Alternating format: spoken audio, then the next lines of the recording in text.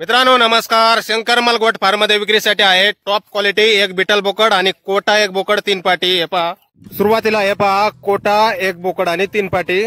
Beetle बोकड मोठा आहे तो पुढे पाहूया. हे 6-7 महिन्याचे पिल्ला आहेत मित्रांनो. एक बोकड आणि तीन पाटी प्युअर कोटा. समोरच्या या दोन पाटी आणि डावीकडे एक पाट आणि बोकड आहे. वय 6 ते 7 महिने. एक समोरची पाट आणि डावीकडचा बोकड आहे.